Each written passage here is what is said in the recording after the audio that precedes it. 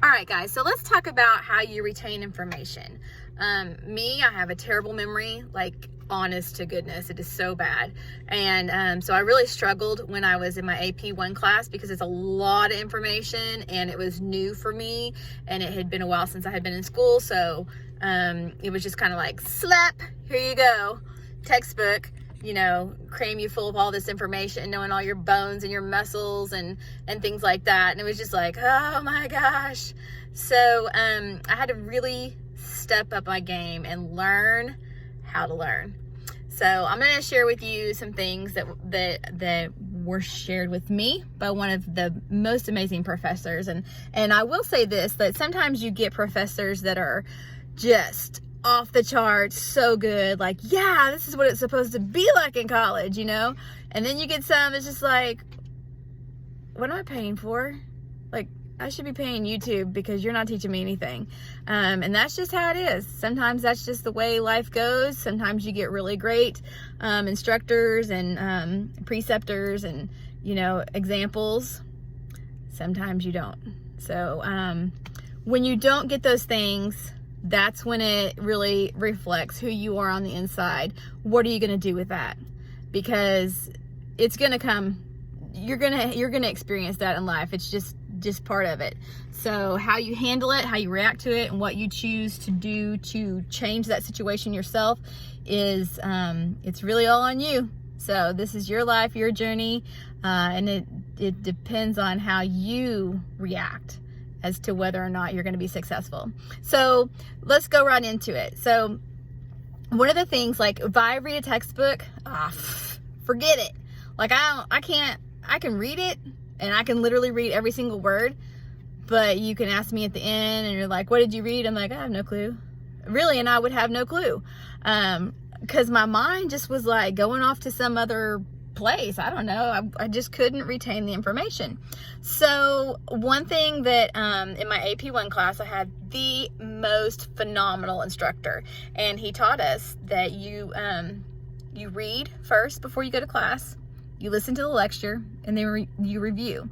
And he taught us that spaced repetition learning and the Pomodoro method, which is like a 15 and 5, like where you study for 15 or study for 25 and then you break for 5 or 10 and just do that. And I've used that method and sometimes it's effective for me, but then I just really going through and trying to figure out my own method and how I retain information, how long it takes me. I've actually learned a lot about myself. So it's really going to be a trial and error. And if you don't know your learning style, I 100% tell you, go to a YouTube channel that teaches you how to figure out what your style is. Are you audio visual? Are you kinetic? Are you, whatever you are.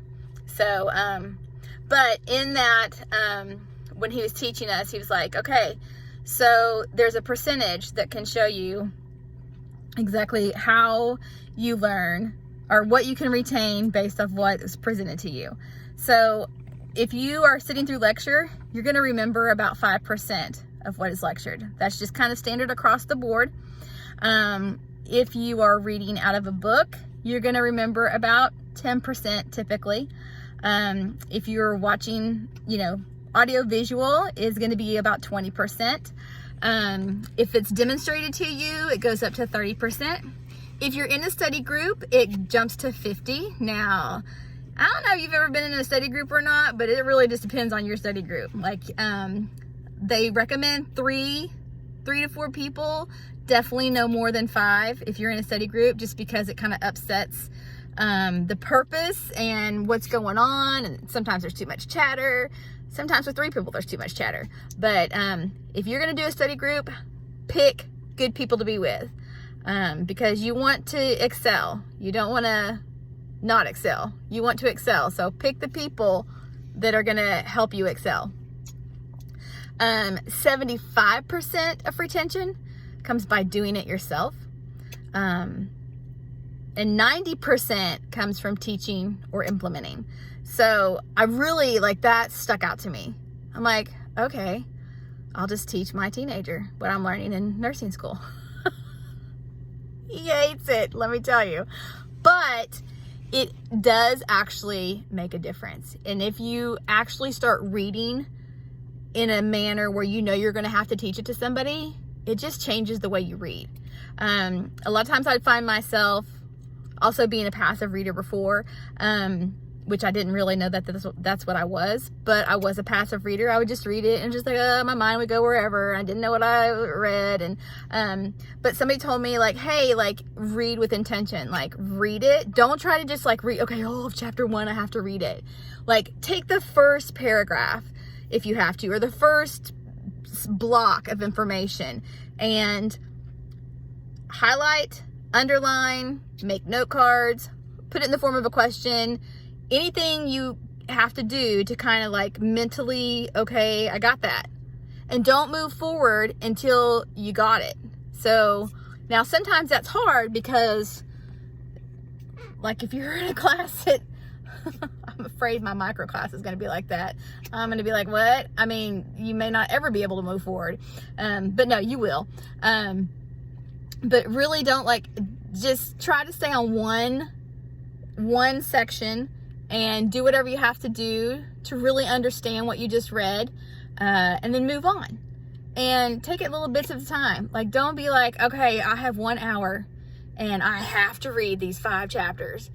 It's impossible. And you're going to be so nervous about just having to do it. And I've heard some other people say also they never even read the textbook. They just read the highlights, the subtitles, the captions and things. And then if they have a question, they'll go back and research that particular part of the book. I personally struggle with learning, so I can't do that.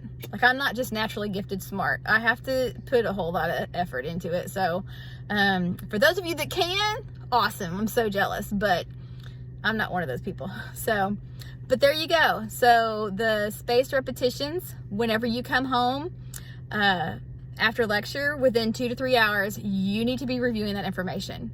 And then, of course, within the next 2 to 3 days, you also need to be reintroducing that information. One app I can tell you for sure that you need to download right now, if you're a pre-nursing student or a nursing student, Anki. A-N-K-I. It's called Anki, and it is a flashcard website, app, and it's wonderful. Trust me, just download it and start using it. You won't regret it. And so that's about all I have for right now. I'm going to look at some more of my notes and get back with you.